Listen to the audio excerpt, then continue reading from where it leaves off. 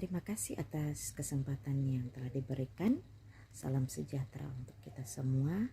Yang saya hormati dosen pengampu Mir Adi Yeremia Memahit SKM MKes. Pada saat ini izinkan saya Mira Kumayas NIM 2114202117 akan mempresentasikan penelitian dengan judul Faktor Resiko Kejadian TB Paru di Wilayah Kerja Puskesmas Amurang tahun 2020. Kita masuk pada latar belakang. Tuberkulosis merupakan penyakit infeksi menular yang dapat meningkatkan angka kesakitan dan angka kematian. Penyebab dari tuberkulosis ini ialah kuman Mycobacterium tuberculosis. Berdasarkan data dari WHO, di dunia pada tahun 2016 diperkirakan ada 10,4 juta kasus insiden TBC dengan jumlah kematian 1,5 juta. Di Indonesia sendiri berdasarkan data dari Kemenkes tahun 2017 ada 420.994 kasus baru dengan jumlah kematian 175.000 per tahunnya. Untuk data di Sulawesi Utara, berdasarkan data dari Dinas Kesehatan Sulawesi Utara tahun 2020, ada 0,3 kasus terdiagnosa TB paru BTA positif.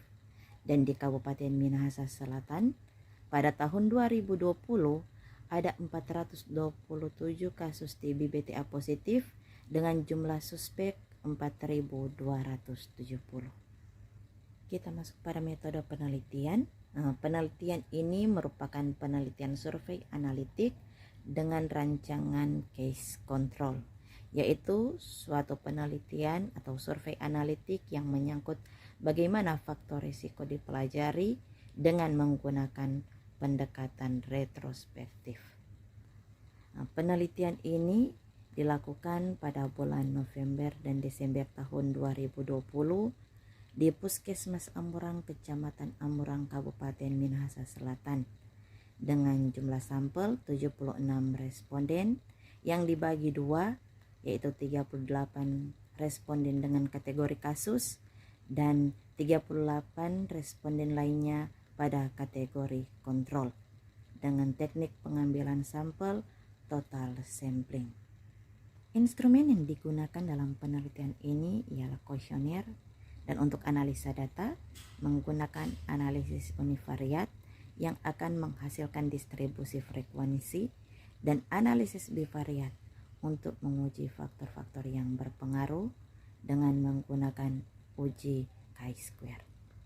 Hasil penelitian untuk analisis univariat yang pertama berdasarkan kelompok umur, didapatkan pada kelompok kasus ada 9 respon atau sebanyak 37% berada pada kelompok umur 15-30 tahun dan sebanyak 15 responden atau 63% pada kelompok umur 31-60 tahun. Pada kelompok kontrol ada 8 responden atau sebanyak 33% pada kategori umur 15-30 tahun. Dan pada umur 31-60 tahun terdapat 16 responden atau 67%.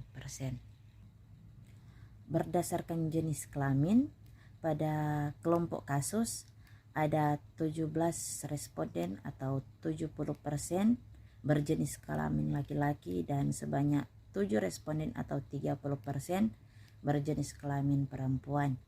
Sementara pada kelompok kontrol ada 13 responden atau 54% berjenis kelamin laki-laki dan sebanyak 11 responden atau 46% berjenis kelamin perempuan. Berdasarkan status pendidikan didapatkan bahwa responden kelompok kasus yang memiliki status pendidikan perguruan tinggi sebanyak 3 responden atau 13%, dan pada tingkat pendidikan SMA sebanyak 20 responden atau 83%. Sementara pada status pendidikan SD sebanyak 1 responden atau 4%. Sedangkan responden pada kelompok kontrol pada status pendidikan perguruan tinggi sebanyak 1 responden atau 4%, sama dengan responden pada pendidikan SD, yaitu sebanyak 1 responden atau 4%. Sementara responden dengan tingkat pendidikan SMA sebanyak 22 responden atau 92%. Berdasarkan jenis pekerjaan, responden pada kelompok kasus dengan jumlah responden 4 responden atau 17% pada status pekerjaan tidak bekerja, sementara yang bekerja dengan status pekerjaan swasta sebanyak 7 responden atau 29%, dan yang bekerja sebagai PNS sebanyak 2 responden atau 8%. Yang memiliki pekerjaan sebagai ibu rumah tangga sebanyak 4 responden atau 17%.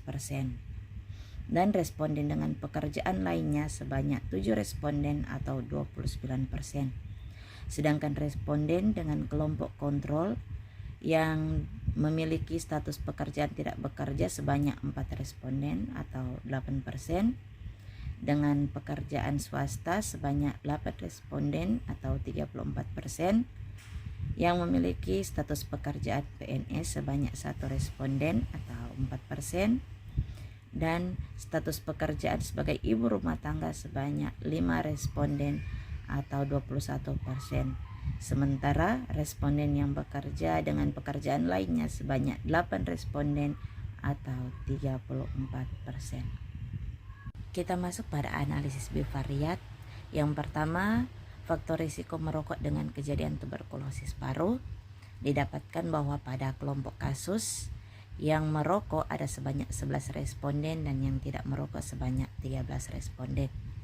Sedangkan pada kelompok kontrol yang merokok sebanyak 8 responden dan yang tidak merokok sebanyak 16 responden.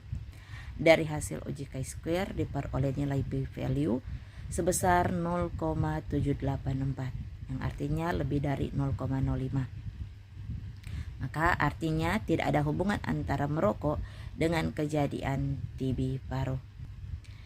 Yang kedua, berdasarkan kepadatan hunian, didapatkan bahwa pada kelompok kasus, responden yang mempunyai kepadatan hunian yang padat sebesar 12 responden, dan responden yang kepadatan hunian tidak padat sebesar 12 responden. Sedangkan pada kelompok kontrol, responden yang mempunyai kepadatan hunian yang padat sebanyak 10 responden dan sebanyak 14 responden yang kepadatan hunian tidak padat. Dengan hasil uji chi-square diperoleh nilai p-value sebesar 0,336, yang artinya nilai itu lebih dari 0,05. Maka artinya tidak ada hubungan antara kepadatan hunian dengan kejadian tuberkulosis paru. Faktor risiko yang ketiga yaitu pencahayaan dengan kejadian tuberkulosis paru, di mana didapatkan bahwa pada kelompok kasus responden yang pencahayaannya tidak memenuhi syarat sebanyak 11 responden dan responden yang pencahayaannya memenuhi syarat sebanyak 13 responden. Sedangkan pada kelompok kontrol, responden yang pencahayaannya tidak memenuhi syarat sebanyak 10 responden dan sebanyak 14 responden pencahayaannya memenuhi syarat.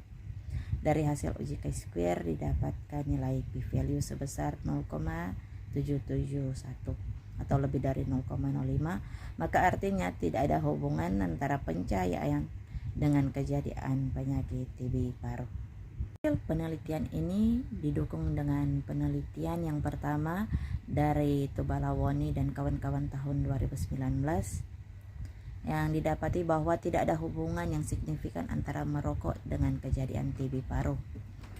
Penelitian dari Raditya dan kawan-kawan 2016 juga didapati bahwa tidak ada hubungan yang signifikan antara kepadatan hunian dengan kejadian penyakit TB paru. Dan juga penelitian dari Mariana dan kawan-kawan tahun 2017 yang menunjukkan bahwa tidak ada hubungan yang bermakna antara pencahayaan dengan kejadian TB paru. Berdasarkan dari hasil penelitian tersebut, maka Kesimpulan dalam penelitian ini, yang pertama, merokok bukan merupakan faktor risiko kejadian TB paru di wilayah Puskesmas Amurang. Yang kedua, kepadatan hunian bukan merupakan faktor risiko kejadian TB paru di wilayah Puskesmas Amurang. Dan yang ketiga, pencahayaan bukan merupakan faktor risiko kejadian TB paru di wilayah kerja Puskesmas Amurang. Demikian presentasi saya. Mohon maaf jika ada salah pengetikan ataupun pengucapan. Dan diharapkan dosen pengampu dapat memberikan masukan guna untuk penyempurnaan pembuatan hasil penelitian dan juga dalam hal presentasi. Saya ucapkan terima kasih. Tuhan Yesus memberkati.